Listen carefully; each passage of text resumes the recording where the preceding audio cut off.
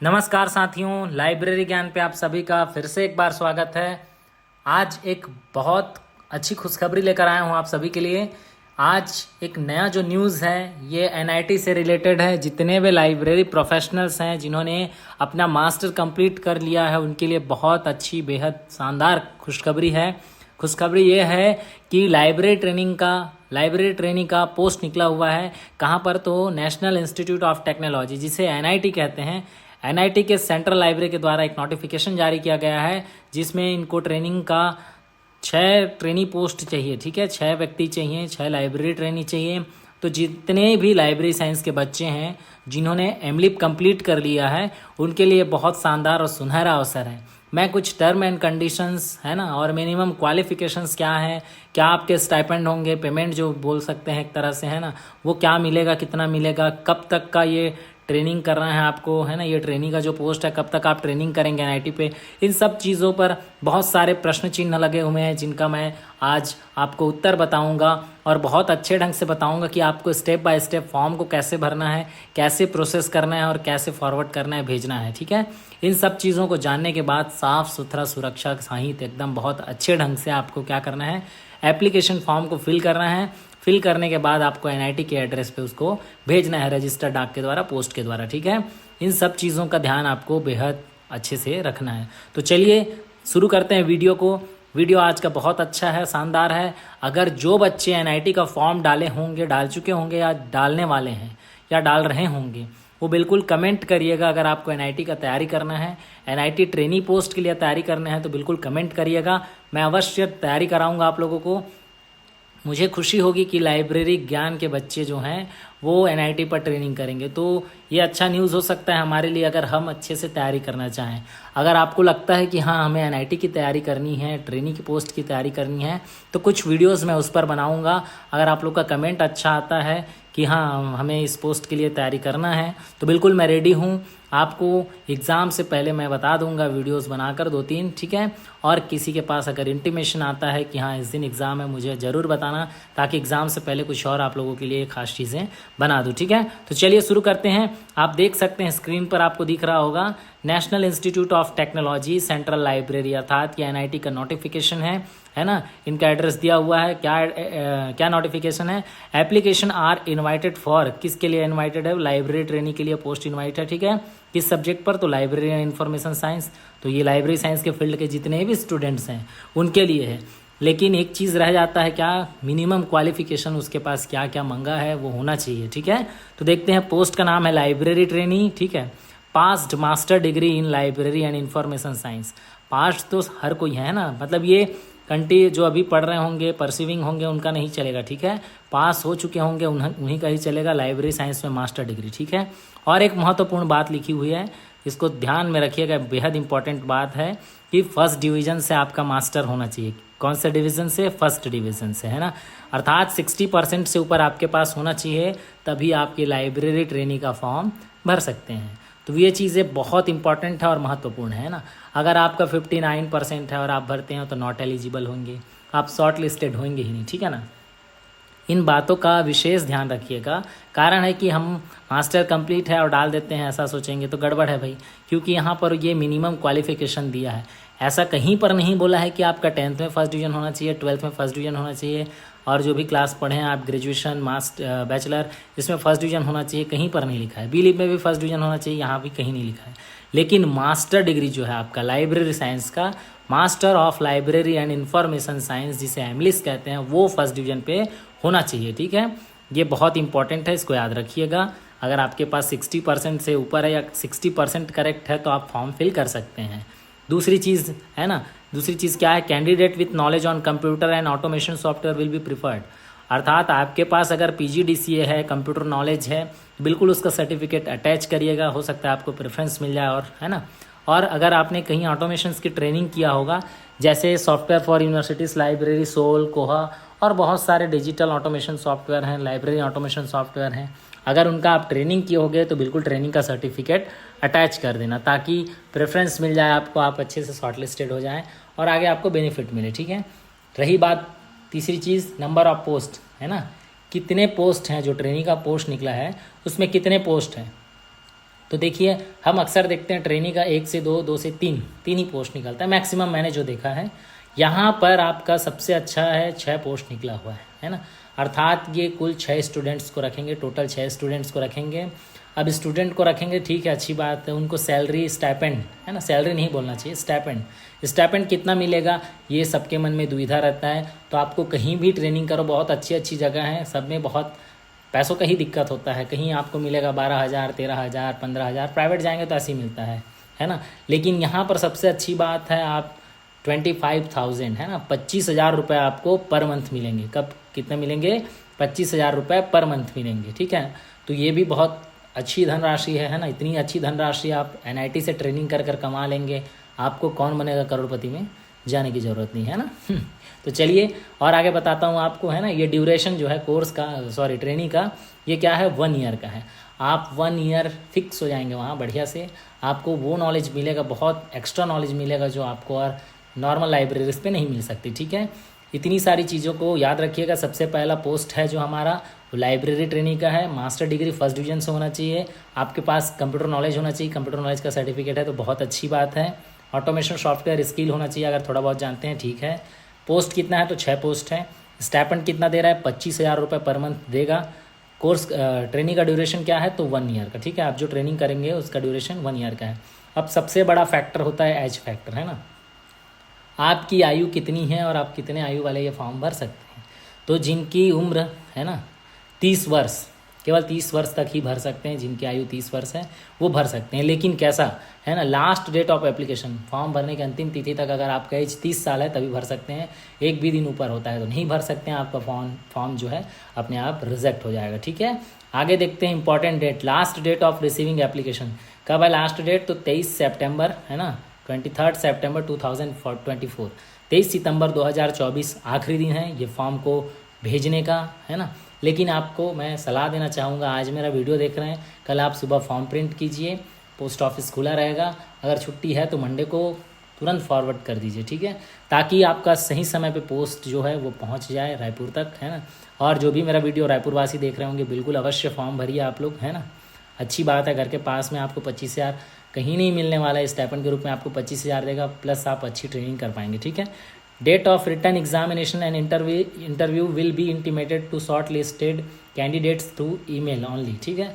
ये किसी भी प्रकार से आपको पोस्ट के थ्रू, पोस्ट अर्थात रजिस्टर्ड डाक के थ्रू आपको इन्फॉर्म नहीं करेगा कि कल एग्ज़ाम है, परसों इंटरव्यू है। ये केवल और केवल आपको ईमेल के थ्रू इन्फॉर्म करेगा आपका एग्ज़ाम कब है, आप शॉर्ट लिस्टेड हुए हैं कि नहीं। ये सब चीज़ें कौन बताएगा? केवल और केवल ईमेल बताएगा। NIT ईमेल करेगा आपको, तो अपना ही ईमेल ID डालिएगा, वैलिड ईमेल ID, ठीक। आगे थोड़ा टर्म एंड कंडीशंस पढ़ लेते हैं। The application other than be prescribe format and incomplete application are liable to rejected. अगर आप अपना एप्लीकेशन जो है ना सही फॉर्मेट में नहीं भरते हैं, प्रिस्क्राइब फॉर्मेट में नहीं भरते हैं या कुछ अधूरा भरते हैं तो आपका एप्लीकेशन रिजेक्ट होने का हो जाएगा, ठीक है। Trainee would be expected to work on any of the 2 shift including night shift up to 8 PM and holidays, ठीक है। ये चीज़ें भी ज़रूरी है, ये बता रहा है NIT 2 शिफ्ट 2 शिफ्ट में कराएगा काम आपसे, है ना। एक फर्स्ट शिफ्ट, एक सेकंड शिफ्ट। तो सेकंड शिफ्ट में आपको 8 बजे तक ड्यूटी करना है, ठीक है। और एक चीज़ थर्ड पॉइंट पे जो इंपॉर्टेंट लिखा है कि ये जो ट्रेनिंग है, ये ट्रेनिशिप है ना, ये 1 ईयर का प्योरली टेम्पररी बेसिस है ना। किसी भी प्रकार का रेगुलर रिक्वायरमेंट्स नहीं है, रेगुलर रिक्रूटमेंट्स नहीं है, आप याद रखिएगा। 1 ईयर का प्योरली जो है टेम्पररी बेसिस है ना। NIT के पास वो सब चीज़ रिजर्व रहता है। आपका जैसे ही 1 साल हो जाएगा ट्रेनिंग का, है ना, आपको रिलीव कर देगा, ठीक है। और चौथी चीज़, महत्वपूर्ण चीज़ कि नो TADA, है ना।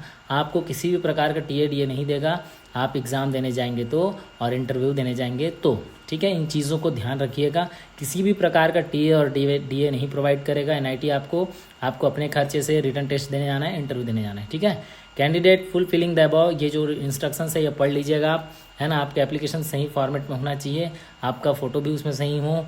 फ़ोटो कॉपीज़ जो है वो यहाँ देखिए लिखा है ना, along with photo copies of relevant document to the, है ना। जितने भी डॉक्यूमेंट्स हैं आप सबका जेरोक्स करा लीजिएगा विथ सेल्फ अटेस्टेड डेट के साथ। आप एकदम अच्छे से साफ़ सुथरा सब चीज़ लिखिएगा और एनवलप पर भरकर, लिफाफे पर भरकर ये एड्रेस डालिएगा। रजिस्टर 2 में ना 2 लिखिएगा। 2 लिखने के बाद registrar national institute of technology, G road Raipur 492010 Chhattisgarh, ठीक है। ये चीज़ आपको करना है कब? 23 सितंबर 2024 से पहले, ठीक है। और आपको फॉर्म जैसे ही भेजेंगे उसके 1-2 दिन बाद से रेगुलर आपको ये वेबसाइट विजिट करना है। कभी भी नोटिफिकेशन आएगा कि कल आपका एग्ज़ाम है, आपको पता चलेगा। कभी कभार होता है ईमेल नहीं पहुंच पाता है, पहुंचता है लेकिन कहीं दूसरे जगह पर होता है, खोजना पड़ता है आपको। जंक बॉक्स बहुत सारे ऐसे जगह हैं जहाँ पर चला जाता है ईमेल, वैसे जाता नहीं है, फिर भी कोई पता नहीं, कोई भरोसा नहीं टेक्निकल चीज़ों का। इसलिए आप कम से कम ये वेबसाइट विजिट करते रहेंगे एनआईटी रायपुर का, तो आपको पता चलता रहेगा कि अपडेट्स की क्या हो रहा है क्या नहीं हो रहा है। ठीक है, चलिए ये तो इन्फॉर्मेशन हो गया। इन्फॉर्मेशन उम्मीद करता हूँ बहुत अच्छे ढंग से समझ आ गया होगा। और इसके बाद आपको फॉर्म कैसे भरना है वो भी मैं बता रहा हूँ। एक आपको सैम्पल फॉर्म भरकर मैं रखा हूँ, जिसको देखकर आप बहुत अच्छे ढंग से, सैम्पल फॉर्म को देखकर ही बहुत अच्छे ढंग से भरना सीख जाएंगे और देख के ही भर लीजिएगा। ठीक है, चलिए तो उसको भी देखते हैं, शुरू करते हैं। सबसे पहले आपके पास ये फॉर्म का जो PDF का लिंक है वो मैं अपने डिस्क्रिप्शन पे प्रोवाइड करा दूंगा। जैसे ही आप क्लिक करेंगे वो फॉर्म आपको मिल जाएगा। ठीक है, तो चलिए शुरू करते हैं। देखिए यहाँ पर जो है ना, application for the post of library training, किसके लिए? लाइब्रेरी ट्रेनिंग के लिए। Post applied for library training already print रहेगा आपका। ठीक है, नेम इन ब्लॉक लेटर, आप जो भी कैंडिडेट हैं फॉर्म भरेंगे वो अपना नाम कैपिटल लेटर पर लिखेंगे। ठीक है, मैंने अपना चैनल का नाम लिख दिया है कैपिटल लेटर पर। ठीक है, ये सबसे महत्वपूर्ण चीज़ें हैं कि आपका नाम जैसा सर्टिफिकेट पे है, आपके 10th का 12th का, हर क्लास में एक ही नाम होना चाहिए ना। किसी पे कुमारी लगा है, किसी में कुमार लगा है तो गड़बड़ हो जाता है है ना। तो आपका नाम जैसा 10th के सर्टिफिकेट पे है वैसा ही आप यहाँ मेंशन करिएगा, और हर सर्टिफिकेट पे ही वैसा रहना चाहिए with capital letter, capital letter में ही लिखिएगा। ठीक है, दूसरा चीज़ है डेट ऑफ बर्थ, जैसा आपके 10th के मार्कशीट में डेट ऑफ बर्थ है सेम एज इट इज़ वैसा ही डेट ऑफ बर्थ यहाँ भी फिल कीजिएगा। आपका एक सुंदर सा छवि यहाँ पर लगा लीजिएगा। ठीक है, जो भी आपका बहुत सुंदर छवि हो, और कोशिश करिएगा वाइट बैकग्राउंड का अगर फोटो हो तो बहुत अच्छी बात है। ठीक है, तीसरा चीज़ है आपका परमानेंट एड्रेस, है ना, आपका जो स्थायी पता है, आप जहाँ भी स्थायी रूप से रहते हैं वो एड्रेस डालिएगा। मैं सैंपल के रूप में ABCDEFG लिख दिया हूँ, आप जहाँ भी रहते हैं वो डालिएगा एड्रेस, पूरा एड्रेस। ठीक है, उसके बाद वहाँ का पिन कोड डालिएगा, अपना एरिया कोड जो होता है पिन कोड, आपका डिस्ट्रिक्ट डालिएगा, स्टेट डालिएगा। ठीक है, उसके बाद अगर आप प्रेजेंट में कहीं और हैं तो प्रेजेंट का एड्रेस भी फुल डिटेल के साथ डालिएगा कि मैं यहाँ पर रहता हूँ, इस चौराहा इस चौक पे रहता हूँ, ये मेरा पिन कोड है, ये मेरा जिला है, ये मेरा राज्य है। हर चीज़ कैपिटल लेटर पे लिखिए, ज़्यादा बेटर है। ईमेल आईडी आपका पर्सनल होना बेहद ज़रूरी है, क्योंकि एनआईटी वाले आपको ही मैसेज करेंगे, ईमेल करेंगे। अगर किसी और का ईमेल आईडी देते हैं, किसी साइबर कैफ़े का ईमेल आईडी देते हैं, भैया बहन किसी भी का XYZ का देते हैं आप, तो गड़बड़ हो सकता है। तो आप, हर किसी के पास एंड्रॉयड, हर किसी के पास गूगल प्ले स्टोर है, जीमेल है, तो अपना पर्सनल ईमेल आईडी यहाँ पर डालिएगा साफ़ सुथरा अक्षर पे एकदम। ठीक है, ऐसे ही मैं एग्जाम्पल के लिए, सैम्पल के लिए ABCDEFG@gmail.com डाल दिया हूँ। आपका पर्सनल मोबाइल नंबर डालिएगा। ठीक है, मैंने ऐसे ही 99999999 दबा दिया हूँ, जैसे भी ये लिख दिए हैं। ठीक है ना, इसके बाद देखिए यहाँ पर सबसे इंपॉर्टेंट चीज़ है। ठीक है, educational qualifications from 10th onwards, है ना, 10वीं से लेकर आज जो भी पढ़े हैं आप डाल सकते हैं। सबसे पहले हम name of the exam passed में लिखेंगे हाई स्कूल, हाई स्कूल को 10th कहते हैं, आप चाहो तो 10th भी लिख सकते हो। आप किस बोर्ड से पास किए हो ये भी इंपॉर्टेंस रखता है, तो हम पास किए हैं Chhattisgarh board of secondary education, एक एग्जांपल दे रहा हूँ। किसी ने ओपन से पास किया हो तो ओपन भी डाल सकते हैं। ठीक है, और कोई सेंट्रल बोर्ड से पढ़ेंगे तो CBSE डाल सकते हैं। ईयर ऑफ पासिंग, जो भी ईयर में आप 10th पास किए हैं वो लिखिएगा। ठीक है, मैं एक सैम्पल फॉर्म आपको बता रहा हूँ, आपका डिवीज़न जो भी है वो मेंशन कीजिएगा यहाँ पर। ठीक है, दूसरा चीज़ है हायर सेकेंडरी स्कूल, इसको आप चाहो तो 12th भी लिख सकते हो। कहाँ से पढ़े हैं, कहाँ किस यूनिवर्सिटी से पास आउट हैं, तो CGBSE रायपुर, है ना, स्टेट बोर्ड से पास आउट हैं। कब पास हुए, तो 2 साल में 16, है ना, 2016। कौन सा डिवीज़न, तो फर्स्ट डिवीज़न। उसके बाद आता है आफ्टर 12th के बाद हम क्या करते हैं, ग्रेजुएशन करते हैं। ग्रेजुएशन अगर आपका 4 ईयर का था, है ना, ऑनर्स था, तो यहाँ पर आपका ईयर भी बढ़ जाएगा, 20 होगा। ठीक है, यहाँ पर अटल बिहारी वाजपेयी विश्वविद्यालय ऐसे ही डाल दिया है मैंने। आप जहाँ से ग्रेजुएशन किए हैं वो डालिएगा। ठीक है, कब पास हुए हैं वो डालिएगा, डिवीज़न कौन सा है, डिवीज़न कन्फ्यूज़न नहीं होना, आपके तीनों ईयर का एग्रीगेट आपके फाइनल ईयर पर रहता है, वो देख कर ही भरिएगा। ठीक है, चौथा चीज़ है bachelor of library and information science, है ना, कहाँ से पढ़े हैं आप, किस यूनिवर्सिटी से पढ़े हैं उसको डालिएगा। ठीक, उसके बाद आप कब पास आउट हुए हैं उसको डालिएगा। उसके बाद आपका फर्स्ट डिवीज़न सेकंड डिवीज़न क्या है वो डालिएगा। ठीक है, लेकिन यहाँ पर इंपॉर्टेंट बात है जो वो 5वें नंबर पर है, MLib master of library and information science. मैं एक सीक्वेंस जमाया हूँ, अगर आपने PGDCA पहले किया बाद में MLib किया तो भी ठीक है ना, तो एमलिप जो है कहाँ से पढ़े हैं, कहाँ से पास आउट है, तो गुरु घासीदास विश्वविद्यालय। कब पास हुए हैं, तो 2021। कौन सा डिवीज़न है, तो फर्स्ट डिवीज़न। यहाँ पर मैटर करता है आपका डिवीज़न, ठीक है। ऑलरेडी लिखा हुआ है उसमें मिनिमम क्वालिफिकेशन में कि आपके एमलिप में फर्स्ट डिवीज़न होना ज़रूरी है, ठीक है। तो यहाँ इंपॉर्टेंट चीज़ यही रोल रखता है, 5वां नंबर, या जहाँ पर भी आप एमलिप का डिटेल्स डालेंगे वो इंपॉर्टेंट रखता है, ठीक है। अब जैसे कि एग्जांपल के लिए अगर हमारे पास PGDCA है ना, DCA है, और भी कुछ कंप्यूटर से रिलेटेड कोपा भी किए हैं तो भी डाल सकते हैं आप, ठीक है। जो भी एक कंप्यूटर से रिलेटेड सर्टिफिकेट है आपके पास वो यहाँ पर फिल कीजिएगा। PGDCA मैंने जैसे एग्जांपल के लिए लिखा है। कहाँ से पास आउट हैं, तो अटल बिहारी वाजपेयी विश्वविद्यालय। कब पास हुए हैं, तो 2022। और डिवीज़न क्या है, तो फर्स्ट। इस तरह से आपको बहुत अच्छे ढंग से और ऐसी कैपिटल लेटर पर आप हैंड रिटन, ठीक है, हाथ से लिख कर बहुत ही साफ़ सुथरा भरिएगा फॉर्म को, ठीक। आगे चलते हैं। अब आपके पास अगर किसी लाइब्रेरी का एक्सपीरियंस हो तो आप एक्सपीरियंस को यहाँ पर बढ़िया से लिख लीजिएगा, ठीक है। दूसरा चीज़, आपको कहीं ऑटोमेशन का एक्सपीरियंस है, किसी सॉफ्टवेयर पर आपका अच्छा कमांड है तो उसको भी यहाँ मेंशन कर दीजिएगा। और आपने कहीं नेशनल ट्रेनिंग भी किया होगा कोई और NITs पे तो वो भी मेंशन कर दीजिएगा, ठीक है। उसके बाद एनी अदर रिलेवेंट इन्फॉर्मेशन, आपके द्वारा दी गई जानकारी सभी सत्य है। अगर किसी भी प्रकार का कुछ डिस्टर्बेंस है तो आपका जो भी कैंडिडेचर है वो कैंसिल कर दिया जाएगा, है ना। ये चीज़ तो सबको पता ही होगा। आप कुछ गलत करेंगे तो आपका सब फॉर्म ख़त्म, आप जॉब करते रहेंगे उसको भी छुड़ा देंगे, ठीक है ना। तो सही जानकारी ही प्रोवाइड करना, किसी भी प्रकार का गलत जानकारी इन्फॉर्मेशन नहीं भरना है, ठीक है। डिक्लेरेशन इसीलिए लिया जाता है, ठीक है। और कुछ अगर आपके पास है एनी अदर रिलेवेंट इन्फॉर्मेशन, आपके पास जैसे MBA किए हैं, MCA किए हैं और कुछ भी एक्स्ट्रा सर्टिफिकेट है वो चाहो तो लिख सकते हो। और कुछ स्पेशल ट्रेनिंग की हो कहीं और, इन्फ्लिपनेट वगैरह में ट्रेनिंग की हो तो वो भी मेंशन कर सकते हो। और जो भी आपके पास एक्स्ट्रा है जो लाइब्रेरी साइंस से रिलेटेड हो, है ना, PGDLN अगर किसी के पास है तो वो भी फिल कर सकते हैं, यहाँ पर PGDLN डाल सकते हैं, ठीक है। यहाँ बस इंपॉर्टेंट चीज़ एक रखता है प्लेस और डेट, है ना। प्लेस और डेट पे आप क्या डालेंगे, जहाँ से भी फॉर्म भर रहे हैं, जैसे मैं रायपुर डाल दिया हूँ, उस प्लेस का नाम लिखिएगा और जिस दिन भी आप फॉर्म को भर कर फिल कर कर भेज रहे हैं उसका डेट डालिएगा, ठीक है। अब यहाँ पर महत्वपूर्ण रोल रखता है आपका सिग्नेचर, है ना। सिग्नेचर ऐसा होना चाहिए कि 10 करोड़ के चेक पे आप साइन कर रहे हैं अमिताभ बच्चन जैसे, है ना। तो सिग्नेचर ऐसा होगा कि सिग्नेचर जो आप करोगे आप परमानेंट वही सिग्नेचर आपके डॉक्यूमेंट्स के सेल्फ अटेस्टेड पर हो, वही सिग्नेचर आप एग्ज़ाम हॉल पर, एग्ज़ाम के आपके क्वेश्चन पेपर पर करना, आंसर शीट पर करना, वही सिग्नेचर आप इंटरव्यू दे रहे हो तब इंटरव्यू के बाद जो भी आपका परफॉर्मर रहेगा उस पर करना सिग्नेचर चेंज नहीं करना, ठीक है। तो यहाँ पर एक एग्जांपल के लिए मैंने सिग्नेचर कर दिया है, ऐसे ही आप साफ़ सुथरा सिग्नेचर करना। सिग्नेचर करने के बाद चाहो तो नीचे फिर से डेट डाल देना और ये सिग्नेचर याद रखना जब तक NIT आपसे कम्युनिकेट नहीं करता है तब तक, ठीक है। इस तरह से आपको साफ़ सुथरा सुंदर तरीके से फॉर्म भरना है और आपका सुंदर सुसज्जित यहाँ पर एक छायाचित्र लगा लीजिएगा, है ना, जिससे क्या हो NIT वाले देखें और सोचें कि हाँ देखो ये बहुत खूबसूरत है, सिलेक्शन कर लेते हैं। इस तरह से आप शॉर्ट लिस्टेड हो जाएंगे, है ना।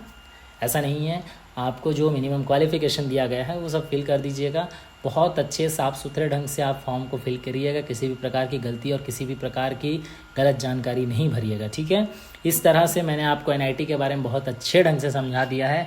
किसी को किसी भी प्रकार का डाउट हो तो बिल्कुल कमेंट कीजिएगा। और सबसे इम्पॉर्टेंट चीज़, जितने बच्चों ने फॉर्म फिल किया होगा और अगर मेरा वीडियो उनको मिला या देख रहे होंगे तो बिल्कुल मुझे बताइए। NIT में अगर फॉर्म फिल किए होंगे तो मैं तैयारी कराने की कोशिश करूँगा। अगर अच्छे स्टूडेंट्स होते हैं तो मैं वीडियोस डालूँगा ताकि आपका जो यहाँ का रिटन एग्ज़ाम है वो कुछ अच्छे ढंग से निकल पाए, ठीक है। तो बच्चों से बस यही निवेदन है कि वीडियो अच्छा लगा होगा, अगर चैनल अच्छा लगता होगा तो लाइक कीजिएगा, सब्सक्राइब कीजिएगा और वीडियो शेयर कीजिएगा ताकि हमारे लाइब्रेरी साइंस में छत्तीसगढ़ में, है ना, कुछ अच्छा हो सके। इसके लिए मैं प्रयास कर रहा हूँ। आगे देखते हैं भविष्य में क्या लिखा है, ठीक है। चलिए साथियों, मिलते हैं नए वीडियो में। आप सभी का बहुत बहुत धन्यवाद। Thank you so much.